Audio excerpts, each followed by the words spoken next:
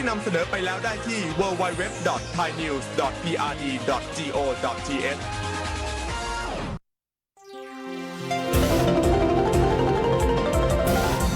วิทยุแห่งประเทศไทยให้ความรู้กู้ความสุขวิทยุแห่งประเทศไทยจังหวัดแพร่ FM 91 เมกะเฮิรตซ์ให้ความรู้คู่ความสุขปัจจุบันการเคลื่อนย้ายแรงงานระหว่างประเทศของไทยเริ่มเปลี่ยนแปลงโดยเฉพาะอย่างยิ่งการเคลื่อนย้ายแรงงานจากประเทศเพื่อนบ้านได้แก่เมียนมาลาวและเวียดนามโครงสร้างของประชากรที่เปลี่ยนแปลงไปสู่สังคมสูงอายุจึงมีความจำเป็นที่ต้องนำแรงงานต่างด้าวมาทดแทนกำลังแรงงานไทยที่ยังไม่เพียงพอในหลายกิจการสำนักงานจัดหางานจังหวัดแพร่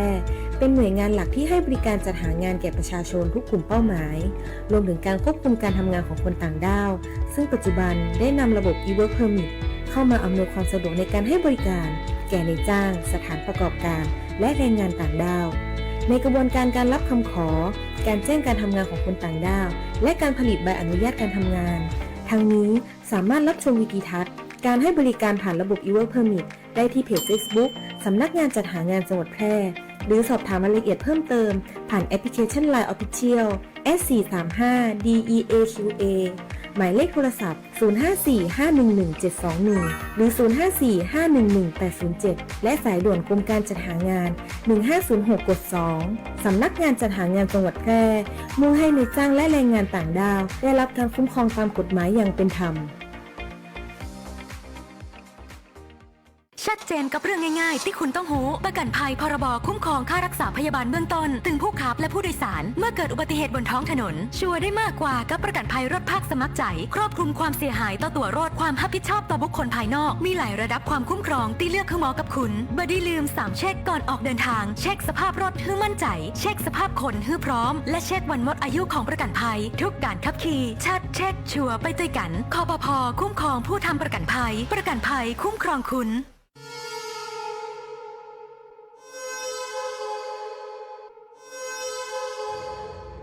สายด่วน1669 อบจ.แพร่สายด่วน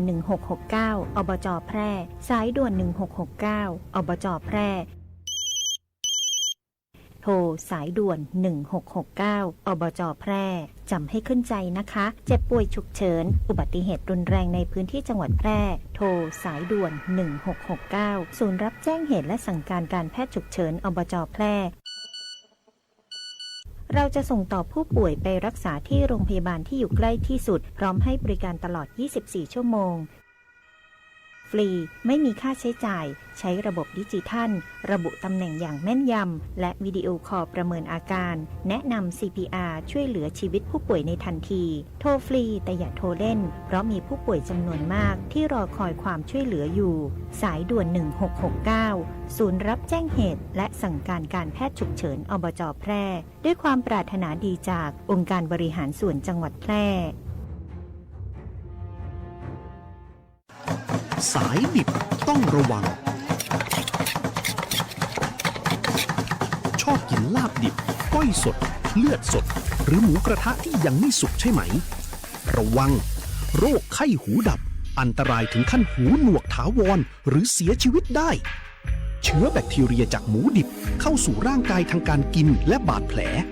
หากกินหมูดิบแล้วมีไข้สูงปวดศีรษะอาเจียนคอแข็งภายใน7 วันอย่ารอช้ารีบไปพบแพทย์ทันทีป้องกันง่ายๆด้วยคาถาสุกร้อนสะอาดกินหมูปรุงสุกเท่านั้นแยกเขียงแยกตะเกียบระหว่างของดิบและของสุกด้วยความห่วงใยจากสำนักงานป้องกันควบคุมโรคที่1เชียงใหม่กรมควบคุมโรคกระทรวงสาธารณสุข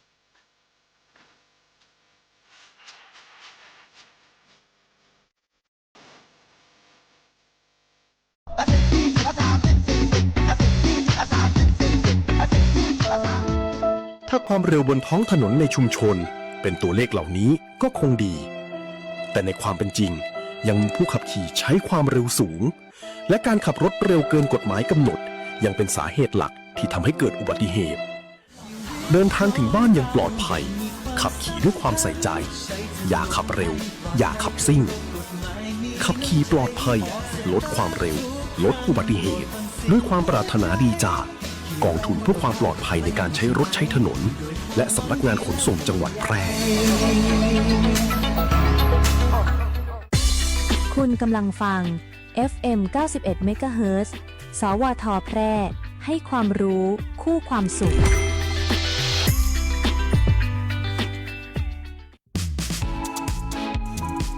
สัญจรปลอดภัยกับกรมการขนส่งทางบก Have a Safe Drive สนับสนุนโดยกองทุนเพื่อความปลอดภัยในการใช้รถใช้ถนน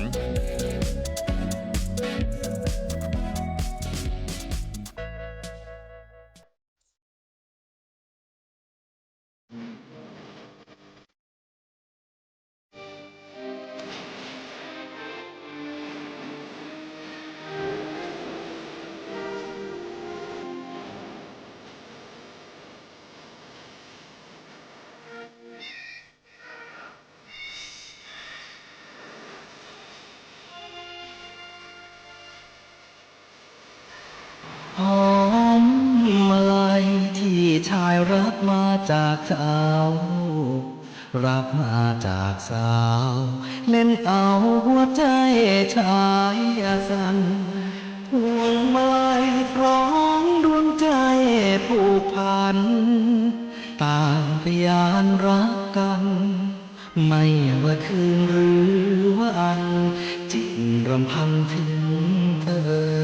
หลับละเมอเพ้ออาภัยแม่พวงมาลัยฝันใจอยู่ไหน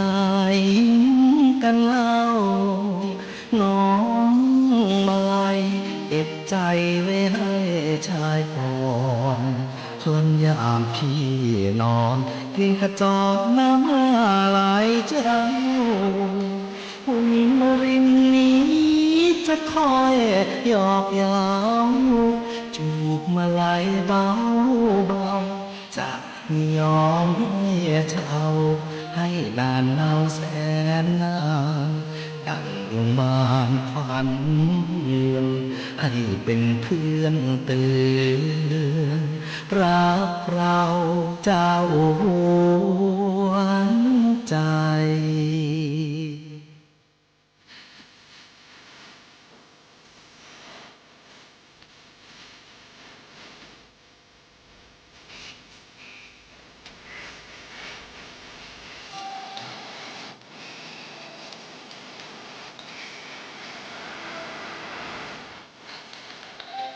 โอละนอ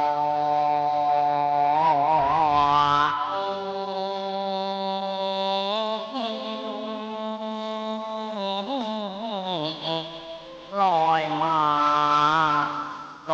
าแล้วอย่าลอยไปมาไหลมาไกลไกลพี่ดีจะด่วนรีบตีอย่าพี่ไปนะมาลาย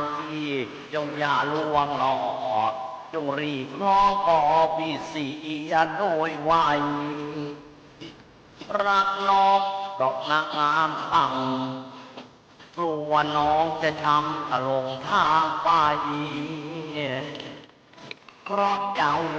ยังสาวสดสวยลงทางลงหวยใครจะช่วยเจ้าได้ผิดนักดอกรักจะช้ำอย่าหลงน้ำอับมารยาสาไทยอย่าให้ไม้ดอกรักโดยลากรีพักลัดรากกระจายอะไรจะลืมเจ้าของเดี๋ยวอยากจะมองจะต้องไปแอบร้องไห้มาไล่แม่มาไล่จงมองหัวใจละให้พี่ชายคนเดียว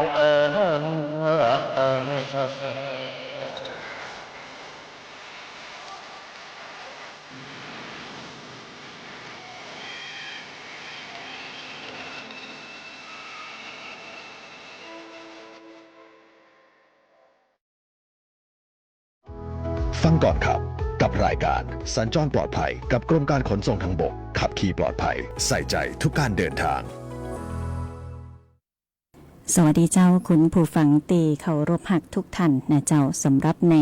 วันนี้เราก็มาป้ากันในช่วงของรายการม่วนใจบ่าย3นะเจ้าในช่วงของสัญจรปลอดภัยกับกรมการขนส่งทางบกโดยสำนักงานขนส่งจังหวัดแปดเนาะเป็นประจำนะเจ้าที่เราจะมาป้ากันในวันจันทร์ถึงวันศุกร์นะเจ้าในช่วง 15:10 นาทีไปจนถึง 16 นาฬิกาโดยประมาณนะวันนี้ก็ป้ากันในวันจันทร์ที่20 กรกฎาคมพุทธศักราช 2569 นะเจ้าวันนี้เฮามีเรื่องราวข่าวสารมาอู้มาจ๋ามาบอกเล่าสู่คุณผู้ฟังนะเจ้าในช่วงของรายการ1ชั่วโมงตรงนี้นะวันนี้ใครที่สนใจในเรื่องของการเช็คซิปบัตรสวัสดิการแห่งรัฐเนาะที่ได้เช็คซิปไปเมื่อวันที่17ที่ผ่านมานะเจ้าแล้วเกิดกรณีเกิดปัญหาต่างๆมากมายนะแล้วก็ปัญหาฮอตฮิตนะเจ้าที่เกิดขึ้นก็คือเป็นกรณีที่เป็นผู้ครอบครองรถจักรยานยนต์รถยนต์นะวันนี้เฮาได้รับเกียรติจากแขกของเฮานะเจ้าคุณสราวุฒิปานทินะเจ้าเจ้าหน้าที่เนาะนักวิชาการของขนส่งนะเจ้าเป็นนักวิชาการขนส่งชำนาญการพิเศษนะเจ้าวันนี้อยู่กับเฮาในรายการแล้วเจ้าสวัสดีเจ้าปีสวัสดีครับท่านผู้ฟังครับเจ้าก็อยู่ด้วยกัน1ชั่วโมงตรงนี้วันนี้จะมาไขข้อข้องใจนะหลายท่านเช็คซิทแล้วเนาะเช็คบัตรสวัสดิการแห่งรัฐแล้วปรากฏว่าเกิดกรณีเป็นผู้ครอบครองรถจักรยานยนต์ก็ดีรถยนต์ก็ดีนะเฮาวันนี้เฮาลองมาฟังนะเจ้าว่ามีข้อมูลอะไรอย่างมาเราสู่กันฟังได้ข่าวว่าในวันศุกร์ที่ผ่านมานี่ก็ขนาดนักแหละเจ้าขนาดนักครับบรรยากาศตีขนส่งทุกทั้งจังหวัดแล้วก็สาขาถึง2 สาขาเนาะมี3 สาขาครับสาขาเด่นใจสาขาอำเภอร่องกวางแล้วก็อำเภอรองเนาะร้านรวมทั้งขนส่งจังหวัดแปดก็บรรยากาศก็คึกคักขนาดครับเพราะว่าเรื่องสิทธิเนาะเกี่ยวกับตรวจสอบสิทธิแล้วก็ทำให้พี่น้องประชาชนถูกตัดสิทธิ์เนี่ยครับเนื่องจากว่ามีฐานข้อมูลว่าเป็นผู้ครอบครองรถมีรถหลายไปค้นหั่งไอ้เต้าเนาะก็เลยตกอกตกใจเต็มไปต้องตกใจนะครับตั้งกรมการขนส่งทางบกเนาะข้อสั่งการนะครับวันนี้ท่านขนส่งดารารัฐดาวเวียงกันนะครับท่านขนส่งจังหวัดแปดท่านติดราชการเลยมอบหมายให้ผมมามาเอ่ยกับพี่น้องประชาชนบ้านเฮาเมืองแปดเนาะตีได้รับฟังรายการอยู่ขณะนี้นะครับเพราะฉะนั้นจะได้บอกเอ่ยว่าขนส่งจังหวัดยินดีนะครับยินดีอำนวยความสะดวกให้กับพี่น้องประชาชนต้องเอาอย่างไปสักอย่างสตังค์บ่พกไปก็ได้ครับ เจ้าบริการฟรีเนาะจะไทยเอกสารอย่างเปิ้นก็มีบริการฟรีบ่เสียการธรรมเนียมใดๆเนาะมาแต่เจ้าแต่ก่อนหันแล้วก็ประทับใจเนาะเห็นคนเฒ่าคนแก่เปิ้นก็น่าเห็นใจเนาะเปิ้นก็มารีบมาตรวจสอบสิทธิ์มาครับจันลุ่มบ่พอแต่เจ้าขึ้นไปจัน3 เจ็บหัวเข่าห้องบ่เป็นหยังนะครับแต่ว่าทั้งนั้นทั้งนี้บรรยากาศตอนเจ้าก็แน่ๆละฮะหลังจากวันที่17เนาะวันแรกนี่ก็ตกอกตกใจนะครับวันจันทร์นี่ปิกมาใหม่ก็มีกะบางคนน่ะมันบ่ตันอย่างนี้นะกึดเลขทะเบียนรถบ่ออกเลขอะไรหยังก็เนาะเพราะฉะนั้นเดี๋ยวเฮาจะลองเอ่ยกันว่าบ้ามันรถที่มันอยู่บางทีจำบ่ได้แล้วครับคุณปุ้ยมันเมินแล้วเนาะมันเมินแล้วครับรถมันรู้เนาะทะเบียนก็บ่ได้ต่อลืมไปละรถเฮามีกันใดเป็นกันใดและที่สำคัญขายไปแล้วนะขายปกก้ารถไปละเมินเนาะที่นี่หรือเป็นตีกำอูกันโทรไปเช่นคำว่าโอนร้อยเนี่ยเราขายแล้วก็เซ็นใบโอนชุดโอนเพิ่งไปละอันเนี้ยภาษาบ้านเฮาเป็นห้องโอนร้อยเนาะกันนั่น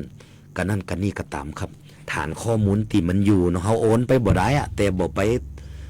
เอาไปแจ้งที่ขนส่งจื้อก็ยังเป็นของเฮาเหมือนเก่าถึงจะได้กระจ่างครับมีก็จ่างนะครับในฐานข้อมูลนะในวันนี้ที่มามาเอ่ยกับว่าจะให้ขนส่งลบจื้อออกไปเลยนี่ก็บ่ได้ฐานข้อมูลมันอยู่ในหันเนาะมันเป็นฐานข้อมูลของทางราชการแต่สิ่งที่ท่านผู้ชมได้เข้าไปเจ้าของรถต่างๆที่เข้าไปติดต่อที่ขนส่งทั้ง 3-4 แห่งนี้นะฮะก็จะได้ไปบอกเปิ้นว่าอุ้ยขายรถไปแล้วนะรถกันนี่จะ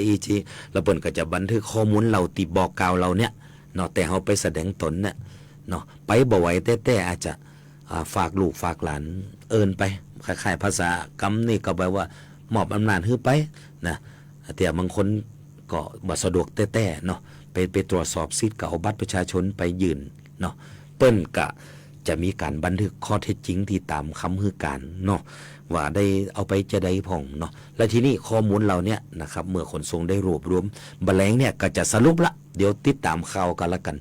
จะมีประชาชนไปติดต่อเต่าหือในเมืองแปรวันศุกร์ที่แล้วถ้าจำตัวเลขบ่ผิด600 กว่ารายไปติดต่อนะไปติดต่อที่ขนส่ง623รายเพราะฉะนั้นเขาก็ได้หับข้อมูลมาส่วนหนึ่งละเนาะปีเป็นน่าดีใจผมฟังจากการแถลงข่าวเมื่อ10 โมงที่ผ่านมานี่เนาะรัฐมนตรีช่วยคมนาคมทางมหาดไทยทางอย่างเปิ่นช่วยกันหมดครับนะครับเห็นว่าเตอะครับเปิ่นในเมื่อเขาตรวจสอบสิทธิ์เขาดินรนเขาสนใจอย่างนี้นะครับเปิ่นรับฟังครับนโยบายทางรัฐบาลรับฟังว่าเขาได้คือข้อเท็จจริงเป็นจะได้แต่เนาะเปิ้นอาจจะขยายระยะเวลาให้เฮาเนาะเพราะฉะนั้นก็ผมหันแต่เจ้าก็ขนส่งก็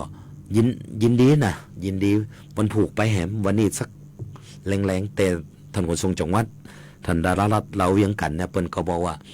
คือเปิดบริการประชาชนแต่เนี่ยคือเจ้าบ้านดูแลเจ้าบ้านเหมือนญาติเหมือนมิตรเฮาเนาะเพราะฉะนั้นสิ่งที่เกิดขึ้นวันนี้เนาะบรรยากาศก็ฝากสวทประชาสัมพันธ์มาอยู่นะโครงการวันนี้รายการนี้ก็สัญจรปลอดภัยกับกรมการขนส่ง กันเรื่องรถก็ถูกแล้วครับวันนี้ถ้าหากท่านผู้ฟังเนาะถ้าหากท่านฟังบทนั้นเนาะในรายการนี้ก็จะคงจะมีการถ่ายทอดสดเนาะเดี๋ยวแชร์ไปตามลิงก์ต่างๆเพราะฉะนั้นที่ขนส่งจังหวัดแปรเนาะคือเข้าไปเถอะครับเนาะเจ้าหน้าที่เตรียมรับบริการมีน้ำดื่มมีตีหนังจัดตีหนังบริการก็ถ้าจะสอบถามตั้งใดก็คือเป็นปัญหาจี้ครับข้อมูลตีทั้งกรมน่ะคือกับกระทรวงการคลังไปเนี่ยลดทั้งหมด16 ล้านกว่าคันเนาะเป็นข้อมูลที่เช่นทะเบียนบ่ได้ต่อเนี่ยเนาะเกือบ10 ล้านกันเนาะอันนี้ระดับประเทศนะติดแจ้งเลิกใช้รถแจ้งบ่ใจรถลุรถอย่างเนาะบางทีรถหายไปละถ้ามีหลักฐานเนาะเคยแจ้งความตีโรงพักในไอ้ครั้งนั้นเขาก็สามารถยืนยันได้ว่ารถคันนี้สูญหายไปเนาะถูกโจรกรรมทุกอย่างครับตีเป็นข้อที่จริงเนี่ยคือบอกกล่าวเจ้าหน้าที่เปิ่นจะได้เขียนข้อมูลลงไปในระบบกับอันนี้ถ้าหากว่าไปบัดตันวันนี้กับวันผูกวันฮื้อวันอย่างไปเรื่อยๆครับสามารถเข้าไปติดต่อตีใกล้ๆเนาะนะครับผมก็เข้าใจอยู่ครับว่าช่วงตีแรกๆน่ะพอบ่ได้รับสิทธิ์ก็คือพอข่าวทีวีก็เนาะบางคนก็ถึงขั้นกับร้องห่มร้องให้เสียดายเนาะเป็นโอกาสเป็นสิทธิ์ที่เท่าเทียมเข้าถึงสิทธิ์ของรัฐนะครับเพราะฉะนั้นด้านในเมื่อทะเบียนรถน่ะเห็นว่าข้อมูลทางทะเบียนรถเนี่ยคิดเป็น 40% ที่มันเป็นปัญหานี่นะปัญหาข้อมูลเจ้าตีบ่ค่อยตรงกับข้อเท็จจริงอย่างปลาล่ำเนาะเพราะฉะนั้นในเมื่อข้อมูลตีมันมีตั้งแต่ดึกดำบรรพ์ละเนาะรถนะครับที่เพิ่นเขียนว่ารถอายุ20 ปีไปละนะบางทีบ่ถึง20 ปีแต่รถสภาพใจบ่ได้แล้วครับนะรถลุหมดละนะอาจจะคือก็จะแจ้งเห็นสภาพมีหูปมีหยังถ้าเป็นผมนะผมมาคนทรงผมป้าหูรถจอดยางเมิบอยู่บ้านหูจะไทยมามาพอก็รถไม่อุ้ยรู้หมดละจะได้ชิ้นหนึ่งก็ได้ครับมันกับเจ้าหน้าที่ของรัฐนี่รับฟังอยู่แล้วเนาะเราจะรวบรวมข้อมูลเราเนี่ยส่งไปในผ่านไปทางส่วนกลางนะครับเพราะฉะนั้นบัจเจตจังหวัดแปรเขาจังหวัดเดียวนะทุกจังหวัดทั่วประเทศเหมือนกันหมดครับขนส่งนี่2-3 วันไม่นี่แทบแตกสำนักงานนะครับก็ถ้ามีท่านผู้ฟังเปิ่นฝากคำถามยังกับทางรายการนี่ยินดีนะครับยินดีเพราะว่ารายการสัญจรปลอดภัยที่ขนส่งเป็นมาจัดนี่นะก็มีการสนับสนุนงบประมาณจากกองทุนเพื่อความปลอดภัยในการใช้รถถนนนะครับคือโครงการป้ายเหล็กสวยนั่นแหละเนาะเพราะฉะนั้นถ้าท่านผู้ฟังท่านใดที่ฟังรายการอยู่นะครับก็ช่วยสื่อประชาสัมพันธ์ไปยังญาติพี่น้องเขาเนาะว่าขนส่งเปิ่นมาบอกนี่ละไปได้หมดครับเด่นใจร้องกวางแล้วก็ตีโจโกแม่ลายบ้านเฮาที่ขนส่งจังหวัดแปรนะครับก็พะนั้นก็ยินดีต้อนรับครับเข้าไป เขาไปติดต่อเจ้าหน้าที่ไปบอกเปิ่นว่ามาตรวจสอบสิทธิ์บัตรสูตรสิทธิ์ลงทะเบียนเพื่อสวัสดิการปี69สวัสดิการแห่งรัฐปี69เนาะเพราะฉะนั้นถ้าหากย่ำแหมกำนะครับบ่เสียสตังค์เนอบ่เสียค่าใช้จ่าย30บ่เสียสักอย่างพกบัตรประชาชนไปอย่างเดียวเนาะแล้วก็อันนี้ฮะพอไปแจ้งปุ๊บอันเนี้ยมันก็เข้าสู่กระบวนการเปิดห้องว่ายื่นอุทธรณ์สิทธิ์ของเฮาเนี่ยถ้าเฮายื่นนี่เปิ้นบ่เหอเปิ้นเฮาบ่ดิ้นเปิ้นก็จะลืมเฮาไปเหียอีเนี่ยยื่นได้บ่ได้ว่าหำกำเนาะแต่ต้องส่งต่อข้อมูลไปยังส่วนกลางเพราะฉะนั้นท่านเป็นคนติดกับเก็บข้อมูลตีสำคัญที่สุดพ่อไผ่บ่ฮู้กับท่านว่าพ่อขนส่งบ่ฮู้แล้วครับท่านโอนร้อยไว้ตั้งแต่ปีไหนเจ้าบ่ได้โอนคือไขล่ำได้ต่อภาษีรถท่านหายหรือว่ารถลุนี่ขนส่งบ่ฮู้แล้วครับ ขนส่งทั้งประเทศบ่ฮู้ว่ารถตีอยู่ในจอดอยู่ต่ำบ้านน่ะเป็นรถเป็นอย่างใดนี่บ่ฮู้เรื่องเลยครับเพราะฉะนั้นเวลาเปิ่นมาตรวจสอบสิทธิ์มันแน่นอนครับชื่อมันจะมีอยู่เนาะและก็เปิ่นจะบันทึกเพิ่มเข้าไปว่ารถคันนี้มีมันเสื่อมสภาพแล้วเนาะล้อก็เอาไปใส่รถไถเฮียละ ไปไถนาเฮียละอย่างนี้นะครับก็จะไปแจ้งเหตุเปิ่นไว้นะครับอันนี้ก็เลยฝากผ่านประชาสัมพันธ์ให้กับสร้างความเข้าใจกับพี่น้องประชาชนที่รับฟังรายการอยู่ขณะนี้ครับเจ้าบางท่านอาจจะลืมไปว่าตัวเองเนี่ยมีรถกี่กันมาใจให้เนาะแล้วก็อาจจะขายทิ้งหรือยังว่าลุหรือว่าอาจจะอยู่ไหนตั้งใดแล้วบ่ฮู้กึดบ่ออกนะเจ้าเนาะเพราะว่ารถก็อาจจะเก่าไปเมินไปนะ10-20 ปีอย่างที่ท่านว่าเนาะก็อยากจะเชิญชวนนะทุกท่านตอนนี้คือเช็คสิทธิ์ของตัวเองได้จนถึง31กรกฎาคม2569นะเจ้าแล้วก็เช็คสิทธิ์แล้วเนาะถ้าว่าขึ้นกรณีเป็นผู้ที่ครอบครองรถยนต์รถจักรยานยนต์อย่างบ่จังเนาะติเขาอาจจะบ่มีแล้วนะเจ้าก็คือมาแจ้งได้ใจก็เจ้าข้ามอำเภอได้ก็เจ้าข้ามอำเภอสมมุติว่าน้องอยู่อำเภอสูงเม่นแล้วน้องไปแจ้งติใกล้ๆก็คือเด่นใจอีนะครับการตรวจสอบสิทธิ์การดำเนินการทางทะเบียนบอกว่าขับขี่เนี่ยก็สามารถไปดำเนินการไปแจ้งสิทธิ์นะครับได้นะครับทุกตีเลยเนาะแวะเวียนเข้าไปเกาะแต่ก็ยังไม่ได้บอกกำหนดการเตือนนะเพราะว่าบางทีวันหยุดราชการยังบ่ได้มีกำหนดตีแจ้งแต่ช่วงบ่ายนี่นะครับบ่ายวันนี้ก่อนที่ผมมาเข้ารายการเนี่ยเจ้ารู้สึกประชาชนบางเบาไปจัดนักเนาะแต่เพราะว่ามันก็นำมาวันศุกร์ขนาดนักแล้วเนี่ย600ไปวันเนี้ยเดี๋ยวเสร็จออกจากรายการเนี่ยเดี๋ยวเจ้าหน้าที่ฝ่ายทะเบียนกับสาขาเพิ่นจะสรุปยอดรวมมาว่าวันนี้มีประชาชนมาใจบริการประเด็นเนี่ยอย่างพองเนี่ยวันเนี้ยที่ก่อนเข้ารายการก็เลยแวะไปหาหัวหน้าฝ่ายทะเบียนเปิ้นแต่เจ้าเปิ้นก็ไปชี้แจงเป็นขั้นเป็นตอนก็คือเจ้าบ้านก็รู้สึกว่ายิ้มมาเฮ้ยนะรู้สึกก็โล่งใจสบายใจก็ทุกคนก็มีความหวังเนาะทุกคนก็มีความหวังอยากจะได้รับสิทธิ์อย่างนี้เนาะแต่พอดีว่าปัจจัยเรื่องของทะเบียนรถเนี่ยก็เป็นเงื่อนไขหนึ่งที่เปิ้นเอามาพิจารณาเนาะแต่ทั้งนั้นทั้งนี้นะครับผู้หลักผู้ใหญ่เปิ้นก็จะเอาข้อเท็จจริงที่เจ้าบ้านเขาได้บอกได้กล่าวเนี่ยเอาไปประกอบพิจารณาเป็นการเพิ่มเงื่อนไขเข้าไปเพื่อจะฮือหันความตุกยากเนาะความต้องการของประชาชนโดยแท้จริงเนี่ยเปิ้นก็จะไปพิจารณาอันนั้นก็ในส่วนของรัฐบาลเปิ้นก็จะนำไปพิจารณาแล้วก็จะพิจารณาเรื่องสิทธิ์คือเข้าถึงสิทธิ์ต่างๆเนาะแต่วันนี้ก็ถึงทำได้ครับไปปุ๊บไปธนาคารก็เอาละเช็คปุ๊บถูกตัดสิทธิ์นะก็นี่ขนส่งกับบ่ฮู้ลูกที่ไหนมาละครับมาล่มก็มาเจ้าวันจันทร์นี่ท่านขนส่งได้สั่งการไว้ตั้งแต่ตะคืนละเนาะว่าจะได้จะ1พี่น้องชาวบ้านมาคือบริการเปิ้นคือดีๆเน้นย้ำบ่เฮอเก็บสตังค์สักสลึงนะครับค่าใช้จ่ายเป็นค่าธรรมเนียมอย่างบ่มีค่าใช้จ่ายเนาะเพราะฉะนั้นก็ฝากทางญาติทางอย่างที่เป็นห่วงเนาะคนคุณสูงไว้ในจัดนักผมหันนะก็วัยรุ่นป้อมมีแต่หือเนาะก็เพราะฉะนั้นนะครับก่อนรายการนี้ก็เป็นสื่อเนาะสื่อในด้านของการใช้ยวดยานพาหนะเนาะก็ผมว่าเกิดประเด็นนี้ก็อยากฝากเนาะครับว่าบางครั้งเนี่ย โครงการของรัฐโครงการอะไรอย่างต่างๆก็ตามเตอะนะครับแต่เนาะถ้าเฮาถึงเรื่องการโอนรถขายรถมันเป็นเรื่องปกติเนาะก็อยากจะฝากท่านพี่น้องประชาชนเนาะสมมติว่ารถเฮามันลุนี่นะโดยปกติรถจะบ่ใจแล้วเฮาสามารถไปแจ้งยกเลิกการใจรถไว้เป็นหลักฐานนี้อันเนี้ยแน่นอนละเพราะรถบ่ได้ใจก็เท่ากับบ่มีรถนั่นแหละเนาะต่อไปถ้ารถไขใกล้ลุนะใกล้บ่ได้ใจนะเจ้าไปโหลดเลยแม่อุ้ยขอยุดใจรถกันนี่ละบ่ได้ขี่ละนะ2เวลาเฮาขายรถกันโอนรถเนาะปกติก็จะเอาผู้ซื้อผู้ขายไปโอนกันเอารถไปตรวจสภาพเนี่ยแปดเล่มคู่มือฮือกันเฮียตรวจสภาพแล้วก็ได้โอนสิทธิ์อันนั้นอ่ะมันก็จะผ่องไทย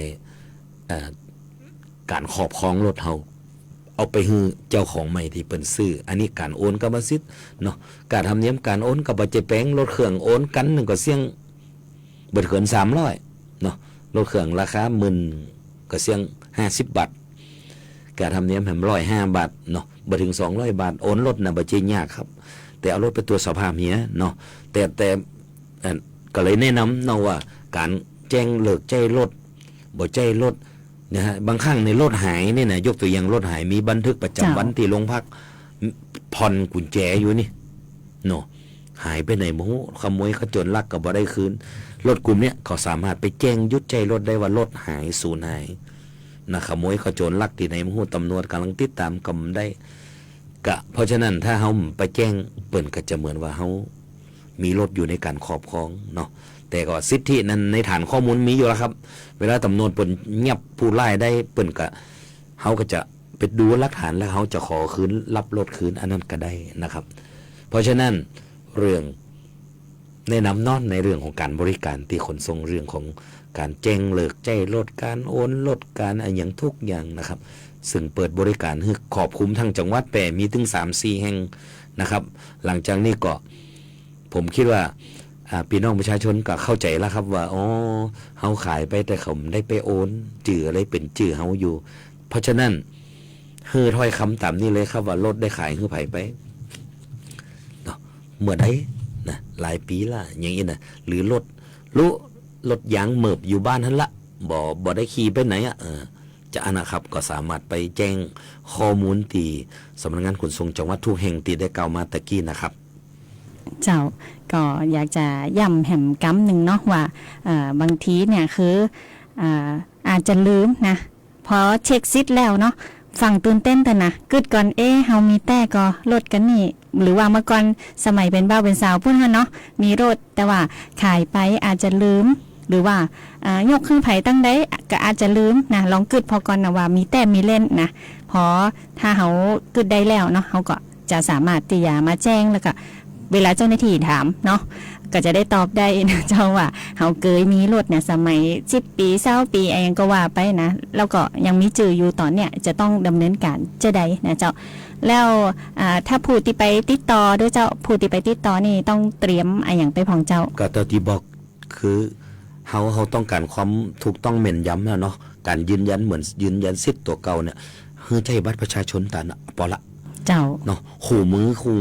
อย่างคู่มือทะเบียนรถน่ะถ้ามันหาปะเก่าไปตัวไรหาบ่ปะบ่เป็นอย่างครับเวลาเปิ้นเช็คข้อมูลจากเลขบัตรประชาชนจื่อนามสกุลนี่นะเปิ้นค้นหากำเดียวปะอันจะไปถูกตัดสิทธิ์จะได้นะอยู่ในระบบมันข้อมูลมันอยู่ในระบบอะครับเพราะนั้นคนพอเหตุก่อนเนาะเล่มมันน่ะเล่มคู่มือบ่มีบ่เป็นอย่างเขาเอาอันนี้ไปเอาบัตรประชาชนไปเปิ้นจะค้นในฐานข้อมูลเพราะว่าหลักฐานข้อมูลที่เปิ้นฟ้องเฮาว่านะว่าถูกตัดสิทธิ์ไม่ได้รับสิทธิ์เนื่องจากมีทะเบียนนี่นะแสดงว่าข้อมูลในฐานข้อมูลมีแน่นอนเปิ้นเลยส่งตัดสิทธิ์ทันเนาะเพราะฉะนั้นก็เพราะเดี๋ยวนี้คนส่งไว้ในใจมือถือกันเน็ตครับในช่วงนั้นบัตรสวัสดิการนี่นะเอาคือพอหมดของอุ้ยอย่างอันอย่างอีบ่ได้สิทธิ์เนาะดูสีหน้าแววตาก็ตื่นตระหนกอยู่ก็ดีดูเนาะว่าเพราะฉะนั้นมันเป็นความตุกใจตุกกายเนาะเจ้าบ้านเนาะพี่น้องเจ้าบ้านเพราะนั้นก็ทางขนส่งจังหวัดเองท่านก็ฝากนะครับว่าในการให้บริการด้านข้อมูลที่จะส่งต่อไปยังรัฐบาลเนี่ย ขนส่งยินดีจะได้ช่วยเหลือพี่น้องประชาชนนะครับเพราะฉะนั้นวันผูกเนาะวันผูกวันฮือวันหนึ่งวันตึงเนี่ยมีหลายวันครับมีหลายวันซึ่งท่านสามารถเดินทางเข้าไปได้เลยนะครับก็ไปแจ้งว่ามาตรวจสอบสิทธิ์ลดนะบัตรสวัสดิการปีนี้เนาะเพราะฉะนั้นถ้าจะได้จะหนึ่งติดคัดอย่างไรก็นะหลักฟังตั้งรายการนี้พองรายการตั้งสวทนี่นะเพราะเป็นแม่ขายเครือข่ายกันทำงานด้วยกันมาตลอดในการประชาสัมพันธ์บอกว่าด้านความปลอดภัยกิจกรรมอย่างต่างๆตีรายการในห่วงเนี่ยเนาะเพราะว่าช่วงนี้ก็อาจจะเป็นช่วงที่ท่านอาจจะเริ่มกำลังถ้าไปขนส่งมากำลังมาหยอบหนังบ้านนี่จะได้บ่ได้รุ่นต่อก่อนครับ ให้สบายใจแล้วก็คนที่ยังบ่ได้ตันมาเตือเนาะก็ในตรวจสอบสิทธิ์นี่ก็สามารถเข้ามาได้ตลอดเน้อนะครับเชิญชวนนะครับเจ้าก็ตรวจสอบก่อนเนาะตรวจสอบแล้วก็เช็คดีนะเจ้าเช็คดีแต่ก็ย้ำว่าจะต้องใจสิทธิ์ของเขาก่อนนั่นก็คือเช็คสิทธิ์ก่อนนะถ้าบ่ได้อย่างที่ว่ากรรมสิทธิ์ลดเกินกว่าที่กำหนดอย่างกระจังเนาะก็มาแจ้งตีสำนักงานขนส่งจังหวัดหรือว่าสำนักงานขนส่งสาขาในพื้นที่ใกล้บ้านทันว่านะเจ้าก็ไปถามเจ้าหน้าที่เปิ่นได้นะเจ้าก็จะสามารถที่จะยื่นทบทวนสิทธิ์ได้นะตั้งแต่17ถึง31กรกฎาคม2569นะเจ้าขอฝากก็ย้ำแหมน้อยเนาะสิ่งที่ท่าน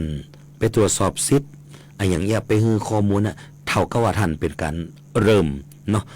ยืนขั้นตอนการอุทธรณ์เจ้าอุทธรณ์สิทธิ์เกิดเริ่มขึ้นตั้งแต่นี้ละว่าเขาได้ไปแจ้งขนส่งเรื่องนี้เนาะ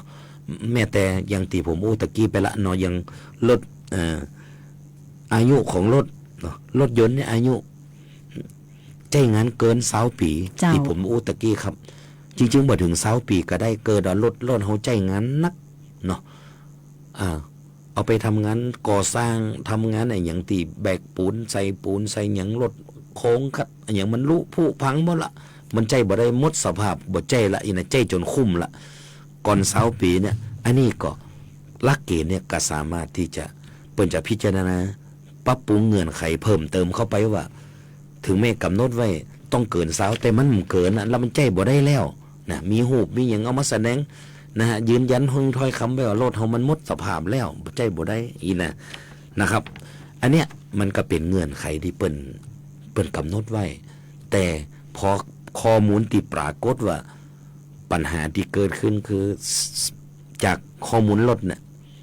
เนาะคิดเป็นสัดส่วนถึง 40% นะตามที่ฟังแถลงข่าวแต่เจ้านะก็เป็นประเด็นที่เฮาต้องรับฟังปัญหาจากพี่น้องชาวบ้านเนาะแล้วก็นำมาพิจารณาปรับ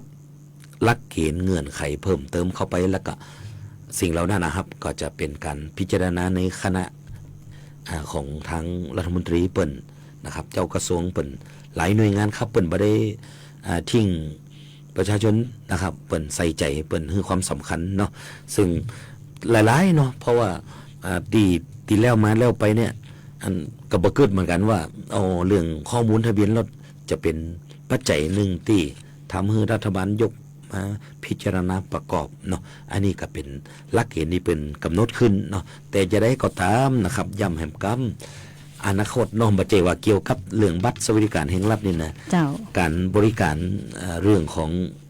การแจ้งเนาะลดบ่เสียภาษีลดจะโอนจะหยังเนาะก็พยายามเข้าไปติดต่อโดยตรงเนาะหรือมอบอำนาจให้ลูกให้หลานไปดำเนินการเวลาขายรถซื้อรถก็ไปโอนเนี่ยมันก็เขาก็จะหมดภาระอย่างไปอันนี้นะครับหรือรถเสียรถหายรถสภาพบดีแล้วจะแจ้งบ่ใจรถละเลิกใจรถก็สามารถดำเนินการได้ตามขั้นตอนระเบียบทางราชการเนาะเพราะจะมันแหมน้อยนะมันก็จะบ่มีปัญหาลักษณะแหมนี่นะครับในวันนี้ก็พอดีก็ฝั่งคณะไปประชุมมาปุ๊บก็เลยว่าวันนี้ก็เป็นวันจันทร์วันที่ทำการวันแรกที่ประชาชนมากันนักอยู่เนาะบางคนก็เขียนว่าวันจันทร์กับวันศุกร์คนหลายวันผูกจะมาตั้งแต่เจ้าได้เลยครับเปิดถึงพ้นปานนี้ย่ำเจเลิกเตี้ยนะครับท่านขนส่งก็เน้นย้ำว่าสัก4 โมงครึ่งก็บ่จำเป็นได้เวลาเลิกงานกำลังจะงานประชาชนยังอยู่ก็จะให้บริการอยู่ครับเพราะฉะนั้น ก็หลังจากนี้เป็นต้นไปนะครับก็เชิญชวนพี่น้องประชาชนเนาะตียังได้รับผลกระทบคือถูกตัดสิทธิ์โดยเฉพาะมีข้อความที่แจ้งว่าเรื่องข้อมูลด้านทะเบียนรถนะแต่เป็นประเภทที่ว่าเจ้าบ่เคยมีรถเลยน่ะมันมีได้จะได้อันนั้นสำเร็จเขาบ่เคยครอบครองรถแต่มีรถได้จะได้อาจจะดีเจปุ้ยอาจจะเอาจื่อป่อไปซื้อรถก็บ่ยืมจื่อเนาะยืมจื่อไปมันก็อาจจะเป็นไปได้มีเหมือนกันเพราะนั้นเฮาเอาความจริงไปอู้กันเนาะเดี๋ยวก็จะข้อมูลความจริงก็จะปรากฏเนาะว่าเอาจื่อแม่อุ้ยไปซื้อตอนใดนี่อย่างนี้นะครับเพราะฉะนั้นฐานข้อมูลที่มันอยู่เนาะเจ้าหน้าที่ของรัฐจะเก็บรวบรวมข้อมูลลงในระบบใดก็ต่อเมื่อเป็นเอกสารที่ท่านยื่นเข้ามานั่นแหละครับเอามาแนบหลักฐานการโอนการอะไรอย่างเนาะข้อมูลก็จะปรากฏอยู่ในหลักฐานแต่ก็เน้นย้ำนะครับก็ต้องเข้าใจเจ้าหน้าที่ของรัฐด้วยนะว่าจะไปฮื้อลบข้อมูลขวางเลยก็บ่ดีบ่ได้นะเพียงแต่เฮาจะบันทึกเพิ่มเข้าไปครับบันทึกการฮื้อการทันนี่การฮื้อถ้อยคำทันนี่ว่ารถเอาไปจะได้ตอนเนี้ยนะครับเจ้าหน้าที่กำลังเร่งทำงานกันอยู่เนาะเพราะฉะนั้นในเมื่อห่วงระยะเวลาที่เปิดกำหนดไว้ก่อนนะห่วงแรกนี่นะ31 กรกฎาคมนี่เนาะใกล้เข้าเมษาพอดีแล้วก็บอนเน่ครับรับฟังติดตามรายการไปก่อนเนาะติดตามสื่อต่างๆเปิ้นอาจจะขยายระยะเวลาไปแหมถ้าหากว่าพี่น้องประชาชนยังแก้ไขปัญหาบ่สะดวกที่จะมาฮือข้อมูลอย่างปลำเนาะมันต้องฟังกันแต่อาสุกแรกเนาะเสาร์อาทิตย์เว้นมานะครับอันนี้กับวันจันทร์วันแรกก็ได้มาบอกกล่าวถึงบรรยากาศบัดเจว่าอุกละฮุกอย่างนั้นคนทรงก็ตื่นเต้นดีเหมือนกันคนมาหลายแต่ก็บริการอย่างเต็มที่ครับถ้ามีข้ออย่างที่ผิดพลาดดูแลบ่ทั่วถึงอย่างก็ขอประทานสมาภัยพี่น้องประชาชนเตือนนะครับที่ได้เข้าไปใช้บริการแต่กับท่านขนส่งก็ได้เน้นย้ำว่าดูแลประชาชนอย่างดีเนาะคนอาจจะหลายอาจจะกระทบกระทั่งกันพองเนาะก็ห้องน้ำห้องตาตีให้บริการก็น่าจะเพียงพออยู่นะครับอาจจะบ่ได้รับความสะดวกเต่าที่คนก็ขอสมาอภัยท่านผู้ฟังผู้ชมนะครับที่ไปใช้บริการที่ถึงจังหวัดแล้วก็ที่สาขาทั้ง3แห่งเนาะครับเจ้านะก็ได้รับทราบข้อมูลไปเนาะบางท่านก็นอนบ่หลับนะ3วันมานี่นะวันศุกร์ก็บ่ได้มาเตือนะเสาร์อาทิตย์แถมนะอยากจะได้ดีเนี่ยไปนั่งอู้กันเนาะว่าเฮาก็บ่เคยมีรถนะหรือบางท่านเนี่ยอู้กันไปอู้กันมายังบอกว่ายืมจื่อไปซื้อเนาะอาจจะซื้อฮื้อลูกฮื้อหลานเนาะก็อาจจะต้องไปกึดนะบางเตืออาจจะกึดแต่ละสมัยตะเมินอาจจะมีนะเจ้าถ้าเช็คซิทแล้วก็เช็คตัวเก่าเตอเนาะเฮากึดก่อนนะมีแต่มีเล่นนี่เฮาเคยซื้อกี่กันมาใจเพราะว่าเฮาอาจจะเป็นคนห่างมาก่อนนะ แล้วมาลุ้นมาว่าเฮาถูกแล้วเฮาบ่มีแล้วนะเฮาก็ต้องข้อมูลกับเจ้าหน้าที่เปิ้นนะเจ้าเปิ้นก็จะได้แจ้งเขาในระบบเนาะเพื่อว่าโอกาสต่อไปเนี่ยเปิ้นตั้งรัฐเปิ้นมีอย่างมาช่วยแฮมนะก็จะได้บ่เป็นปัญหาจีนะเจ้าครับวันนี้มีอย่างเพิ่มเติมแฮมก็เจ้าครับบ่มีแหล่งแล้วครับวันนี้ก็ขอบคุณทั้งสวทแปนะครับที่ให้โอกาสได้ตั้งขนส่งจังหวัดได้มา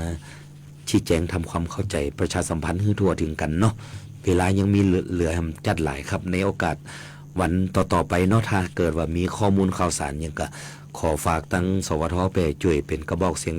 บอกกล่าวไปยังพี่น้องประชาชนที่เป็นแฟนรายการนี่อยู่นะปกติจะได้ฟังเพลงจากดีเจปุ้ยแล้ววันนี้ยังอู้กันยาวอีนะเดี๋ยวท่านผู้ฟังก็จะ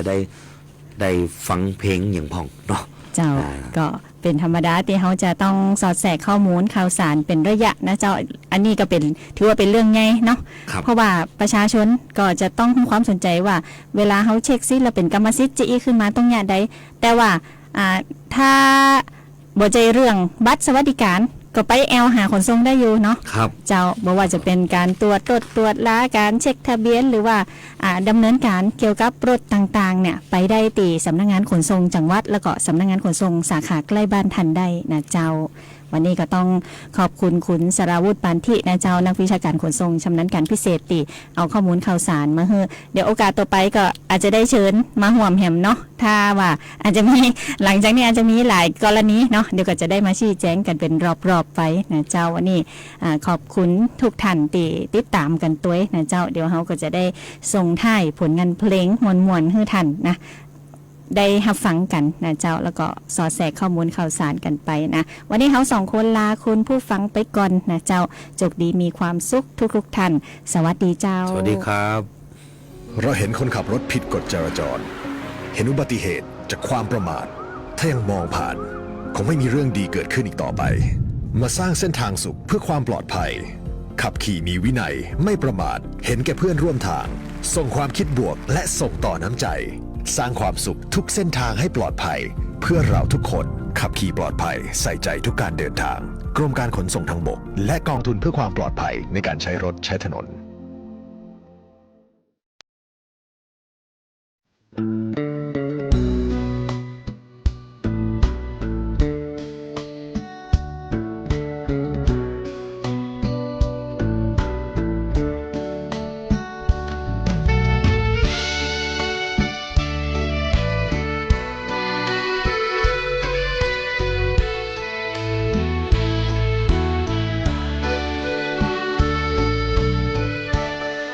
เป็นพระเอกในหัวใจเธอได้ไหมเล่าหากเธอหัวใจยังว่างจะคอยกระทุ้งห้องใจมิให้ดำดาหนักเบาฉันให้ทุกอย่างแล้วแต่เธอสั่งมาเป็นพระเอกในหัวใจเธอเชื่อไหมเรากี่ปีไม่มีนี่นาถ้าหากสมหวังได้รวมเดินทางดังว่าจะรักและเฝ้าบูชาขอเพียงมาอยู่กับฉันหากแต่สมหวังดังใจคิดหากชั่วชีวิตไม่มีแปรผันมอบใจมันคงซื่อตรงต่อกันรักวันเติมวันเท่านั้นเป็นพอขอเป็นผู้ให้รับใช้คนดีสร้างสรรค์ไมตรีกี่ปีไม่มีลวงล้อสิ่งที่ขาดหายสองเรารวมใจกันก่อดอกรักจะบานชูช่อวันและสดชื่นสุขสม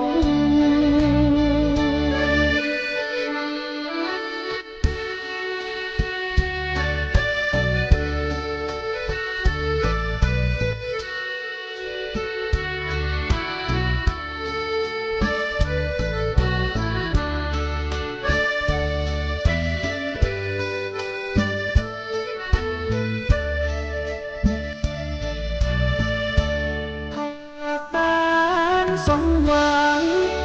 ดังใจคิดตราบชั่วชีวิตไม่มีแปรผันมอบใจมันคงซื่อตรงต่อกันรักวันเติมวันเท่านั้นเป็นพอขอเป็นผู้ให้รับใช้คนดี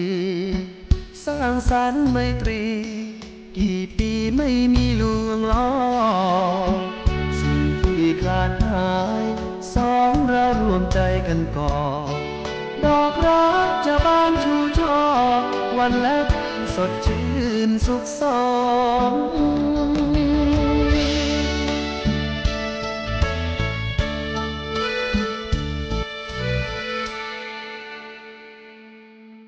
แบ่งปันน้ำใจขับขี่ปลอดภัยใส่ใจทุกการเดินทางกรมการขนส่งทางบกสนับสนุนโดยกรมการขนส่งทางบกและกองทุนเพื่อความปลอดภัยในการใช้รถใช้ถนน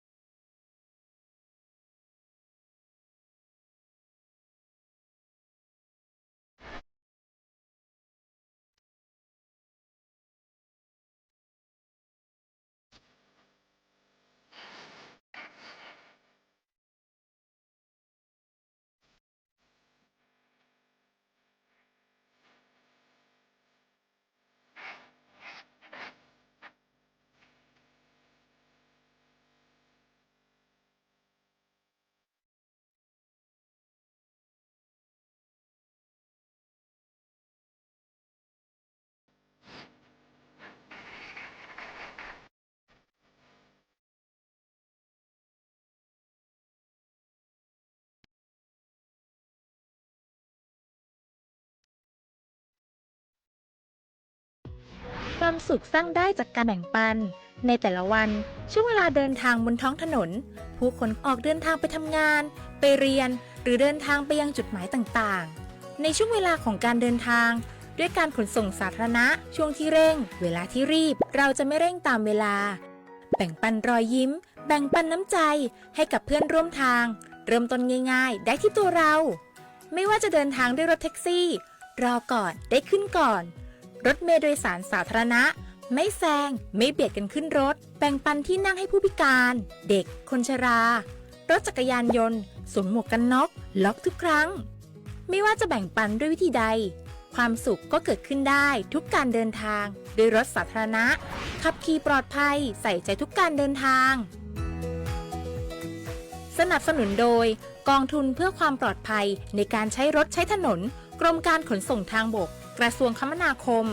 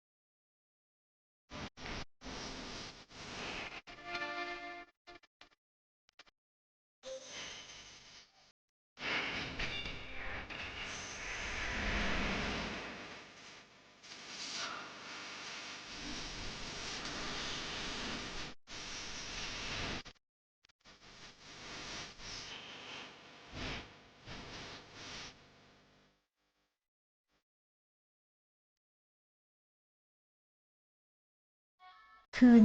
11 มิถุนาฟ้าร่ำไห้ประชาไทยวิปโยค